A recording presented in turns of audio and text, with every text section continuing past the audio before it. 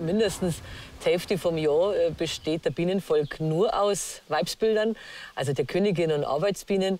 Und zu den Sommermonaten, also wenn quasi Fortpflanzungszeit ist, sind auch einige hundert Drohnen drin. Aber ansonsten ist es ein reiner Frauenstaat, ein Matriarch, was wunderbar funktioniert, ja.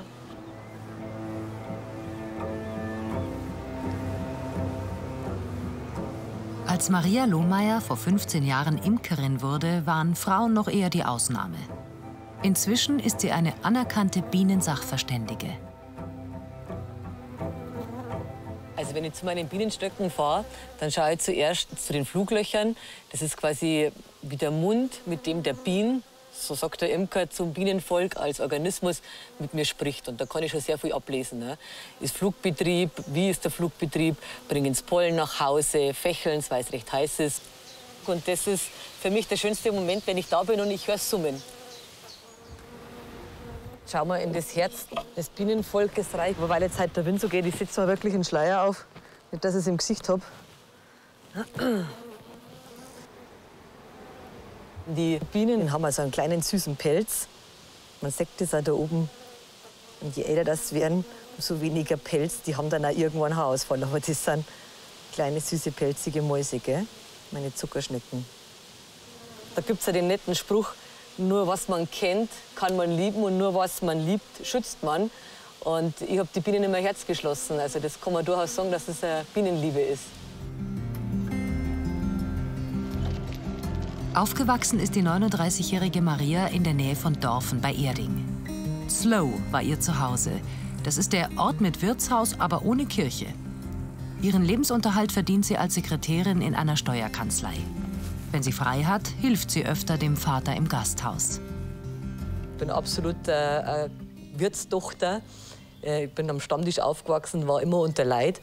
Und suche den Kontakt zu Menschen. Ja, und das macht mich schon aus. Ich bin auch extrovertiert und schon den Menschen zugewandt. Ja. Bitte schön.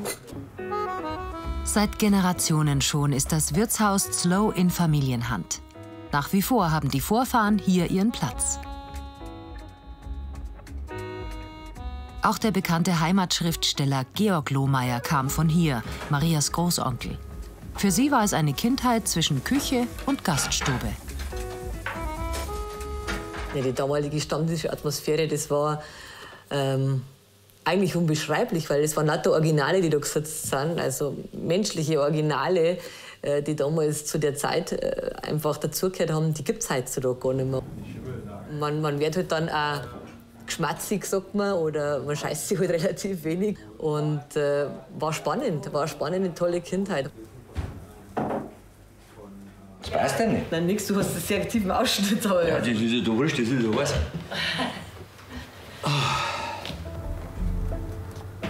Ja. Absolutes Lieblingsfoto.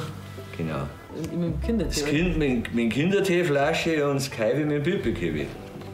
Ja, das ist unser. Da brauchen wir nicht reden drüber. Sternvollträg, immer draußen. Ein Fairtrade halt. Kind der Natur, ja.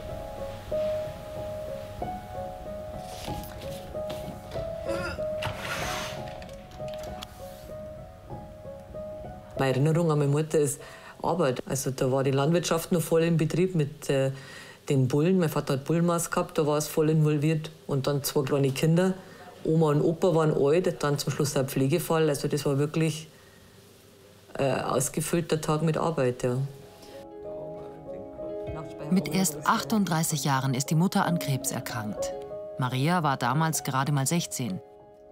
Eigentlich hätte sie andere Pläne gehabt für ihr Leben. Vielleicht sogar Biologie studieren. Zu der Zeit hat sie noch als Hotelfachfrau in München gearbeitet. Ja. Nachdem meine Mutter erkrankt ist und dann sehr schnell, nach einem halben Jahr schon verstorben ist, habe ich die Wohnung aufgegeben in München, habe dann gependelt und war natürlich voll zu Hause involviert ins Wirtshaus, ins Geschehen. Also, ja, man zieht sich dann einfach ein Westen oder ein Hemd an, das einem vielleicht ein bisschen zu groß ist, aber das merkt man gar nicht, man funktioniert einfach und arbeitet, ja. Neben der Arbeit im elterlichen Gasthaus hat sie später nochmals einen anderen Beruf ergriffen. Im Krankenhaus. Durch Zufall bin dann ich auf eine Palliativstation gekommen Und da hat man dann ja hauptsächlich nur mit Tumorpatienten zum Tor. Und da habe ich dann schon angefangen zum Reflektieren und das auch zum Hinterfragen. Und ich mag sagen, dass da eigentlich meine hauptsächliche Trauerarbeit stattgefunden hat.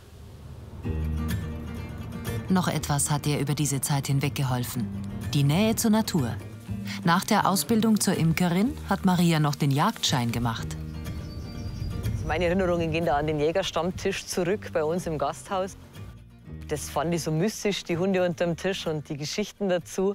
Mein Urgroßvater, der war, also in Bayern sagt man, wer ein guter Jäger sein will, der muss mal gewudelt haben. Mein Urgroßvater war begnadeter Wilderer und vielleicht kommt es daher, ja. Jagd, Landwirtschaft, Imkerei. Maria Lohmeier hat sich viel Wissen angeeignet in all den Jahren. Je mehr man kennt und weiß und die Zusammenhänge versteht, umso mehr tut einem das auch weh, wenn man sieht, was alles aus dem Gleichgewicht geraten ist. Und wir haben halt einfach keine richtigen artenreichen Wiesen mehr. Und leider verschwinden halt auch immer mehr feldreine Anwendel, darf man im Bayerisch sagen, oder Hecken, Feldgehölze, Waldränder, so Saumzonen. Und der Bienenvolk darf niemals hungern, sonst fallen sie in eine Depression. Das geht ihnen wirklich ganz schlecht an. Maria hilft immer wieder mit, da und dort kleine Blühinseln in der Landschaft zu schaffen für die Bienen. Ja, da rührt sich was. Man merkt sofort, wenn was blüht, dann stellt sich ein Insektenbeflug ein. Ja. Genau. Gott sei Dank, da sind Hummeln da, Schmetterlinge da, Bienen da. Das ist eine tolle Fläche. Seit 4 Jahren ist Maria mit Alex zusammen. Die beiden haben sich über die Jagd kennengelernt. Alex ist auch geprüfter Natur- und Landschaftspfleger. So haben sie etwas, das sie stark miteinander verbindet. Ja, der ist mein Fels in der Brandung.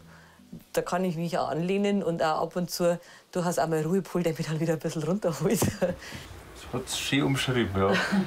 Also, ich bin dann eher schon der ruhige Part in der Beziehung. Und kämpfe auch ab und zu dann für ein bisschen Ruhe.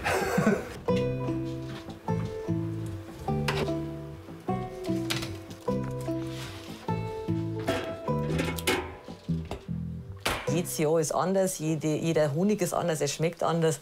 Und es ist ein spezieller Moment. Und Gas über den Winter ist dann einfach wie Sonnenschein im Glas.